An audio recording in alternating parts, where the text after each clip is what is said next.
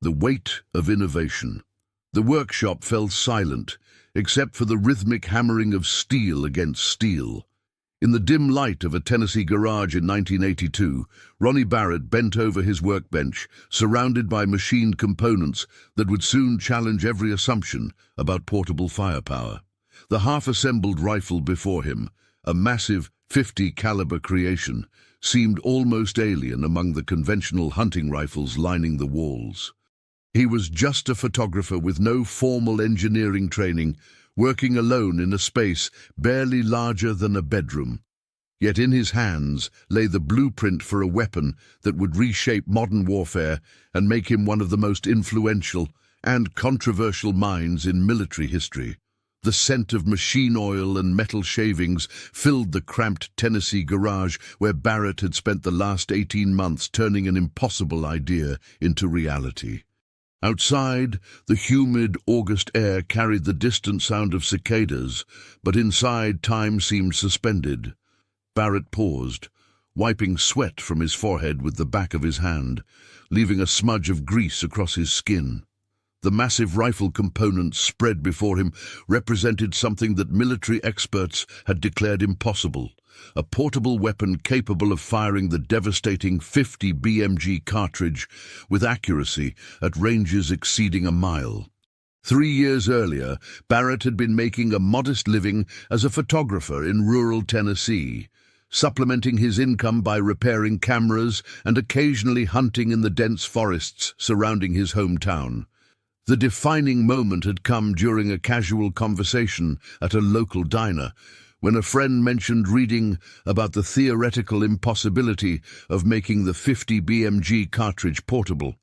Military doctrine insisted that such power required crews, tripods, and vehicles. Barrett had listened quietly, but something in that casual dismissal had ignited a spark of pure, stubborn determination. The need Barrett would eventually fill had been brewing for decades across battlefields worldwide. Military snipers, special operations forces, and infantry units repeatedly faced maddening limitations. Enemy personnel behind heavy cover, light-armored vehicles beyond the reach of standard rifles, communications equipment positioned at impossible distances. The .50 BMG cartridge existed, massive, devastating, accurate, but only in crew-served machine guns weighing over 100 pounds. Where others saw insurmountable technical barriers, Barrett saw an engineering challenge waiting for someone crazy enough to attempt it. Barrett's path to this moment had begun in the poverty of rural Tennessee, where mechanical improvisation wasn't innovation, it was survival. Born into a family where broken equipment meant lost income, he had learned to see solutions where others saw only problems. His childhood had been spent in workshops and garages, watching his father coax life from dying engines and repair tools that others would discard. Photography had become his profession, but machinery remained his obsession. He possessed that rare combination of artistic vision and mechanical intuition, able to imagine what didn't exist and understand instinctively how to build it. Working entirely alone, Barrett had begun machining components with tools he'd accumulated over years of tinkering. The first challenge was managing the tremendous recoil forces that had confined the .50 BMG to fixed positions. He designed a semi-automatic system with a massive muzzle brake that would redirect propellant gases to reduce felt recoil. The weapon emerging from his workbench was unlike anything that had come before: angular, purposeful, undeniably powerful. Military experts who saw early prototypes dismissed it as a curiosity. Pentagon officials questioned whether there was any real need for such a weapon. Defense contractors, with their teams of engineers and unlimited budgets, seemed amused that a photographer from Tennessee thought he could revolutionize military small arms.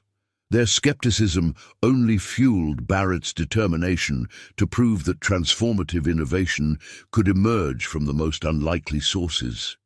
As Barrett fitted another component into place, he couldn't know that his garage invention would soon appear on battlefields around the world, fundamentally altering the nature of long-range warfare. The rifle taking shape under his hands would give individual soldiers unprecedented destructive capability, challenging basic assumptions about what was possible in portable firearms. What had begun as an intellectual challenge would become a tool that influenced warfare for generations. The summer heat in Tennessee seemed to intensify the weight of what Barrett was creating. Each precisely machined component represented hours of solitary work, driven by a vision that military establishments worldwide had convinced themselves was unnecessary. Yet Barrett continued, guided by an audacious belief that one person, working alone, could imagine and build something the entire world would eventually need. If stories like this make you question what you'd do in someone else's boots, tell us in the comments how you imagine you'd react in this camp. And stay with us for the next chapters. How does a simple conversation in a diner lead a man to challenge everything the military thinks it knows about warfare? The need Barrett sensed had been building across decades of modern warfare, from the jungles of Vietnam to the deserts of the Middle East. Military snipers found themselves repeatedly outgunned and outranged, while special operations forces faced enemy positions that conventional weapons simply couldn't penetrate. The 50 BMG cartridge had existed since World War I, originally designed for anti-aircraft use, but its potential remained locked away in massive crew-served weapons that required teams to operate and transport. Barrett's background seemed unlikely to produce a military innovator. Born in 1954 in rural Tennessee, he had grown up in a world where fixing things yourself wasn't just economical, it was essential. His father ran a small machine shop, and Barrett had learned early that broken equipment could mean the difference between eating and going hungry. The family workshop became his classroom, where he absorbed lessons about metal, precision, and the satisfaction of making something work that others had given up on. Photography had offered Barrett an escape from the limitations of rural poverty, but it also sharpened his eye for detail and composition. Through his camera lens, he learned to see possibilities that others missed, to frame moments that revealed deeper truths. This visual training would prove crucial when he began to envision a weapon that existed nowhere but in his imagination.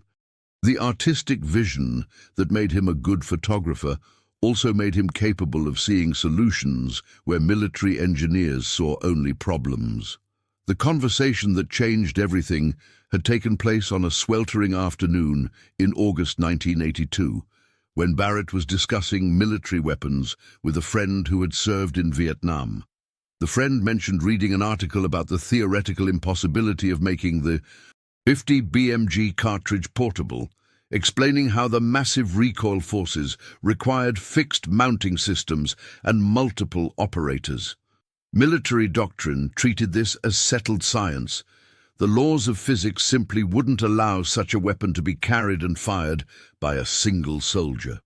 Barrett listened quietly, but something in that casual dismissal struck him as a challenge rather than a limitation. That evening, he began sketching ideas in a notebook, working out the basic physics of recoil management. If the military had convinced itself that something was impossible, perhaps it was because they were approaching the problem from the wrong angle. Barrett's lack of formal military training, which others saw as a disadvantage, suddenly felt like freedom to think differently. The technical challenges were staggering. The 50 BMG cartridge generated tremendous forces that had to be controlled and redirected.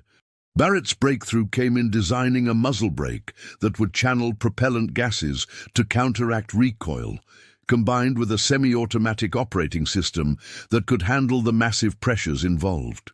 He spent months calculating stress loads and material requirements, teaching himself advanced engineering concepts through library books and trial-and-error experimentation.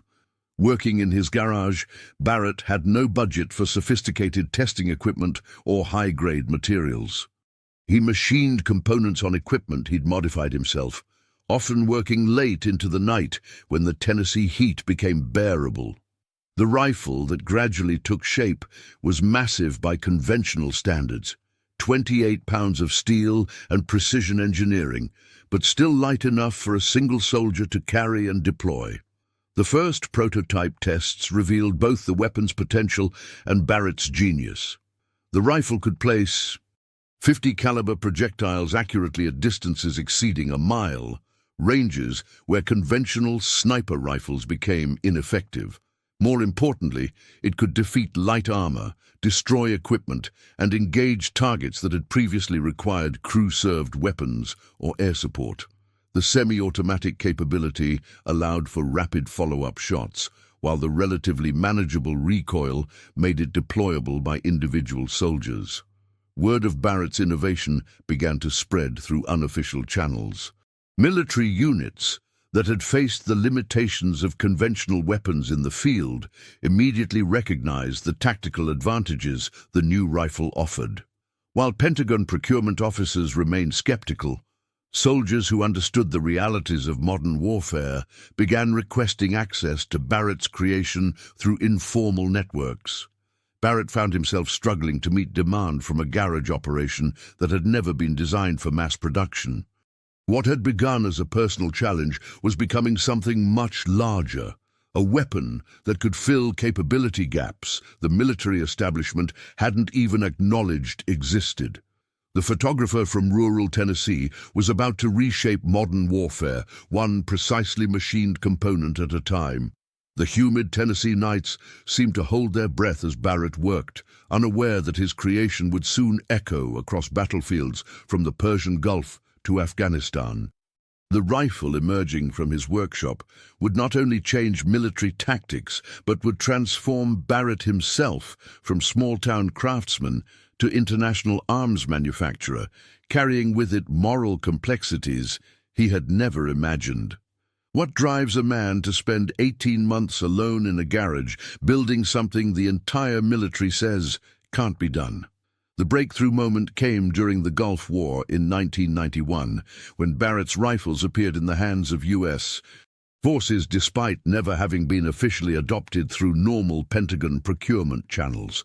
Soldiers who had acquired the weapons through unofficial networks found themselves with unprecedented capabilities on the battlefield.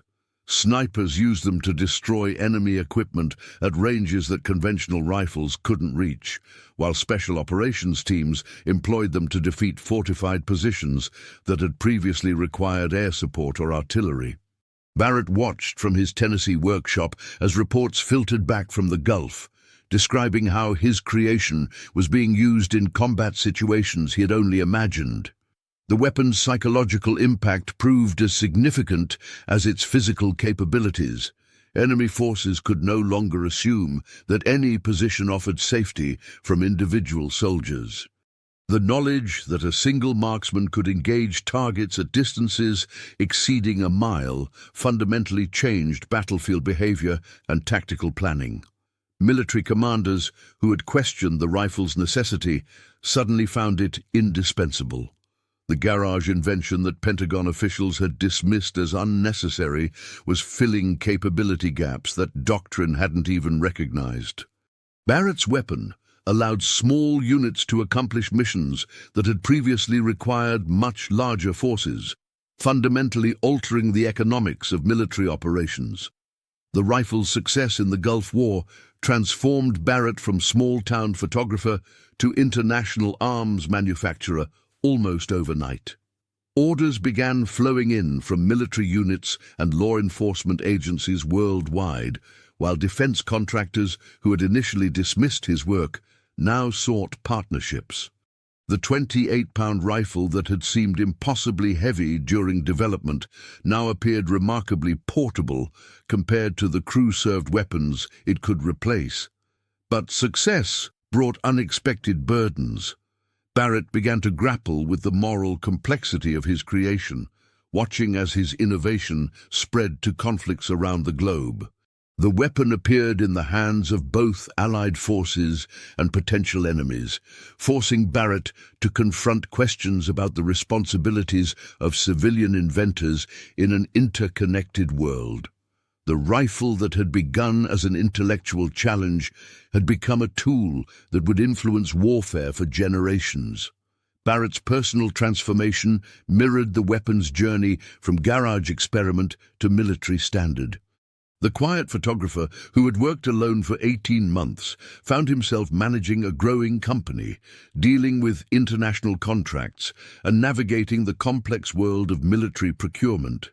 The skills that had made him an innovative engineer, patience, precision, and attention to detail, served him well as a businessman, but the moral weight of his success was harder to bear.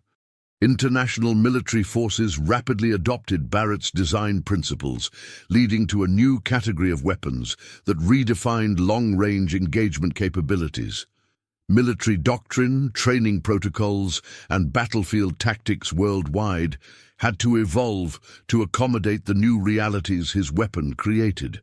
The rifle forced fundamental changes in how military planners thought about individual soldier capabilities and mission requirements. Perhaps more significantly, Barrett had demonstrated that transformative military innovation could emerge from the most unlikely sources. A civilian with vision and determination had outpaced established defense industries and challenged fundamental assumptions about what was possible. His success inspired a generation of independent inventors while forcing military establishments to reconsider their approaches to innovation and procurement. The Tennessee garage, where Barrett had worked in isolation, became a symbol of American ingenuity and entrepreneurship. Visitors came from around the world to see where the revolutionary rifle had been born, marveling at the modest workspace where one man's determination had reshaped modern warfare. The contrast between the humble origins and global impact of Barrett's work became part of his legend. As Barrett's company grew, he struggled to maintain the personal connection to his work that had driven the original innovation. The precision and craftsmanship that had characterized his garage prototypes had to be scaled up for mass production, requiring new skills and systems. The artist-engineer, who had visualized every component, now managed teams of workers building weapons he had designed but might never personally assemble. The moral complexity of Barrett's position deepened as reports came in from conflicts where his rifles were being used. Each news story carried the weight of his innovation's impact, forcing him to confront the reality that his creation was changing how wars were fought. The intellectual challenge that had motivated his initial work now seemed distant compared to the human consequences of his success. Do you think you'd cling to what you were taught back home, or to what your own eyes see in a place like this? Comment which side you'd lean toward, and share this episode with someone who loves real human stories from history. Can one man's garage experiment change the nature of warfare forever? The weight of innovation settled on Barrett's shoulders as he watched his creation spread across global battlefields throughout the 1990s and into the new millennium. Reports arrived from conflicts in Somalia, Bosnia, and Iraq, describing how his rifle was being employed in situations he had never anticipated. Each account forced him to grapple with the unintended consequences of his breakthrough. The realization that innovation carries responsibilities that extend far beyond the inventor's original intentions. Barrett's company, now housed in a proper manufacturing facility rather than a garage, employed dozens of workers producing rifles that bore his name. The transition from solitary craftsman to business owner had been jarring. Where once he had personally machined every component, now he supervised production lines that could build more rifles in a day than he had completed in his first year of experimentation. The intimate connection between inventor and creation had been replaced by the efficient demands of mass production. The precision that characterized Barrett's original work remained a company hallmark, but scaling up production required new skills and systems. Quality control became crucial, as military customers demanded reliability under extreme conditions. Each rifle that left the factory carried Barrett's reputation and the legacy of that Tennessee garage where the impossible had become reality. The artistic vision that had guided his initial work now expressed itself through manufacturing excellence and continuous refinement of the design. International adoption of Barrett's rifle design principles created a new category of weapons that military strategists were still learning to integrate into doctrine. The weapon's ability to engage targets at unprecedented ranges with devastating effect forced changes in everything from battlefield positioning to logistics planning. Military training programs had to evolve to accommodate soldiers capable of individual long-range precision that had previously required specialized teams. Barrett found himself consulting with military leaders worldwide, explaining not just the technical capabilities of his weapon, but its tactical implications. The quiet photographer who had worked alone in his garage was now advising generals and defense ministers on how his innovation could reshape their forces. The irony wasn't lost on him. The civilian who had succeeded where military engineers had failed was now teaching the military how to use his creation. The psychological impact of Barrett's rifle extended beyond its immediate tactical applications. Enemy forces in conflicts worldwide had to adapt to the knowledge that individual soldiers could engage targets at distances previously considered safe. Fortifications had to be redesigned, movement patterns changed, and tactical doctrines revised to account for the new reality Barrett had created. His innovation had altered the fundamental calculations of modern warfare. Personal recognition brought Barrett face to face with the moral complexity of his achievement. Awards and honors accumulated alongside reports of his weapon's use in conflicts around the globe. Each accolade carried the weight of knowing that his innovation was changing how people died as well as how they fought. The intellectual satisfaction of solving an engineering problem had evolved into something much more complicated and morally ambiguous. Barrett's transformation from small-town inventor to international figure reflected broader changes in how military innovation occurred. The success of his garage-built rifle challenged traditional defense industry assumptions about where breakthrough technologies originated. His story inspired other independent inventors, while forcing established companies to reconsider their approaches to research and development. The rifle that had emerged from Barrett's Tennessee workshop had become embedded in the structure of modern warfare. Law enforcement agencies, military special operations units, and conventional forces worldwide relied on variations of his design. What had begun as one man's response to a casual conversation had become a fundamental tool of contemporary conflict, used by forces across the political spectrum. As Barrett reflected on his journey from photographer to arms manufacturer, the moral weight of his creation seemed to grow heavier with each passing year. The weapon that had started as an intellectual challenge now influenced conflicts he barely understood, in places he had never visited. The responsibility of innovation, the knowledge that changing what was possible also changed what was inevitable, had become Barrett's burden to bear. The Tennessee garage where it all began still existed, now preserved as part of Barrett's company headquarters. Visitors could see the workbench where the impossible had become real, the tools that had shaped components others said couldn't be made. The contrast between the humble workspace and its global impact served as a reminder that innovation often emerges from the most unlikely sources. If one man with a vision could reshape warfare from a garage, what other impossibilities were waiting for someone determined enough to attempt them? The central revelation that would haunt Barrett for decades came during a quiet moment in 2003. 21 years after he had first bent over his workbench with an impossible idea. Reading a detailed military analysis of urban warfare in Iraq, Barrett encountered a passage that stopped him cold.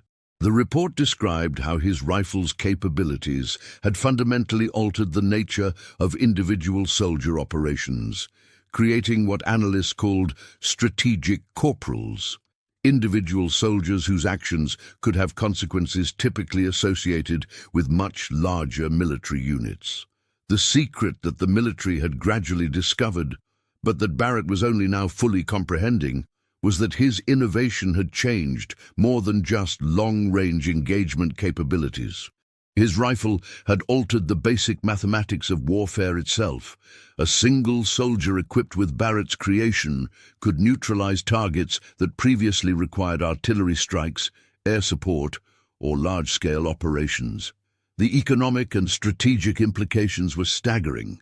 One person with the right training could accomplish missions that once demanded extensive resources and multiple personnel. Barrett found himself staring at production numbers that told a story he hadn't fully grasped while focused on perfecting his design. Over 50 countries had adopted versions of his rifle.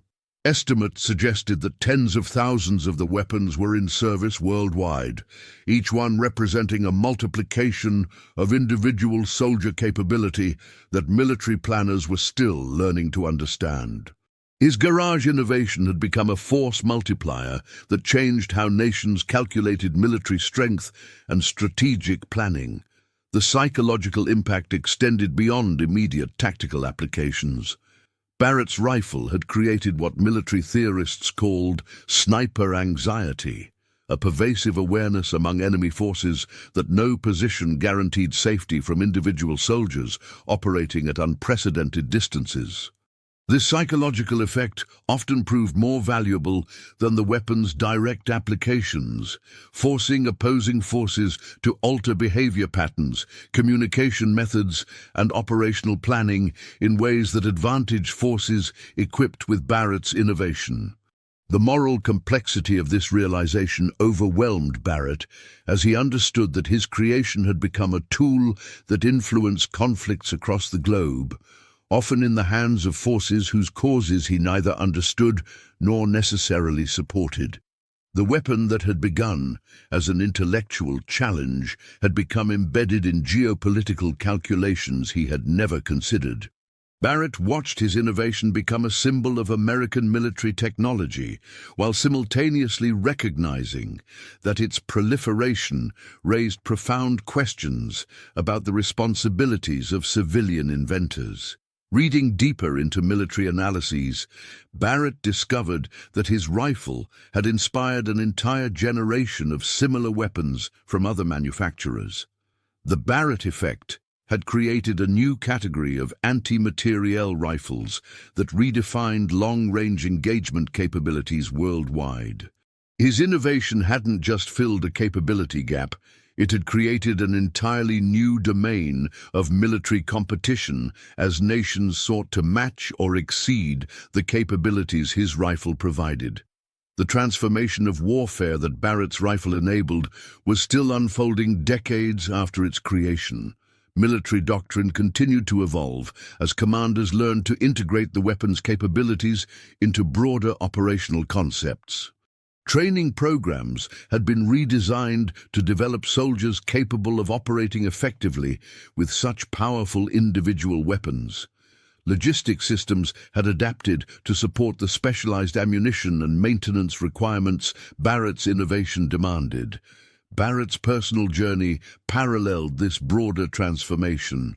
The quiet photographer who had worked alone in his garage had become one of the most influential figures in modern military technology. His company employed hundreds of people producing weapons that bore his name and reputation. The artistic vision that had guided his original work now expressed itself through continuous refinement of his designs and development of new innovations. Yet the weight of his achievement grew heavier with each new conflict where his rifles appeared.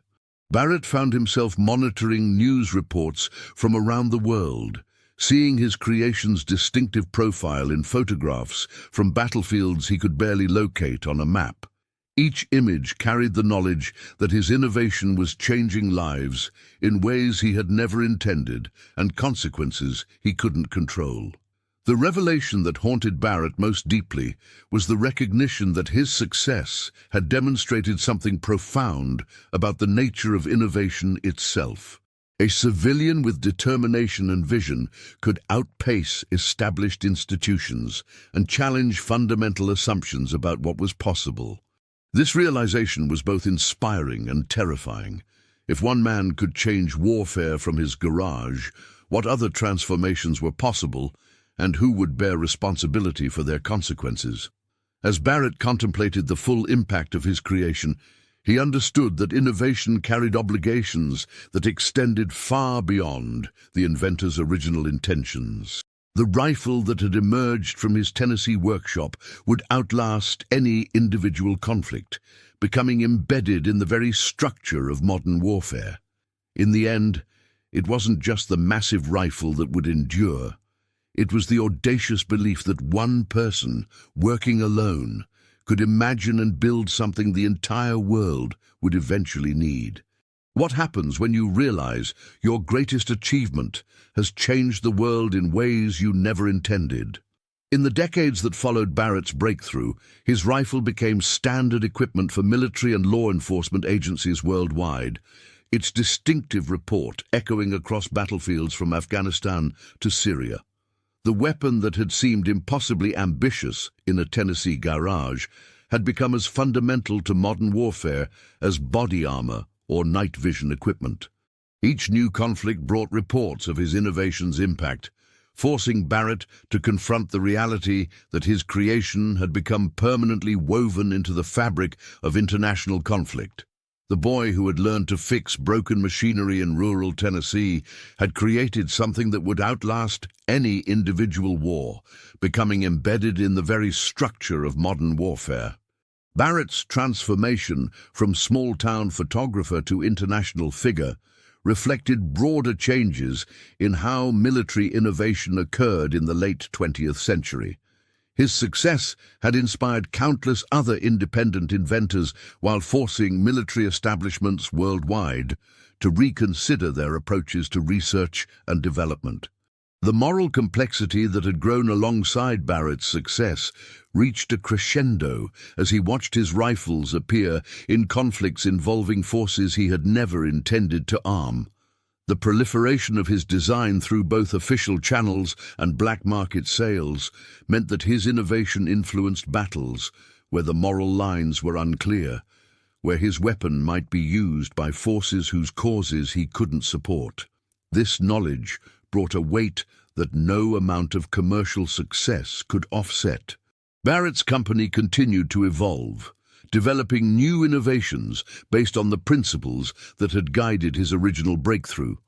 The precision engineering and artistic vision that had characterized his garage work remained central to everything the company produced, yet Barrett found himself increasingly focused on the responsibilities that came with his influence, establishing training programs and working with international organizations to promote responsible use of his innovations. The Tennessee garage, where Barrett had worked alone, remained preserved within his company's headquarters, a reminder of how transformative innovation could emerge from the most unlikely sources.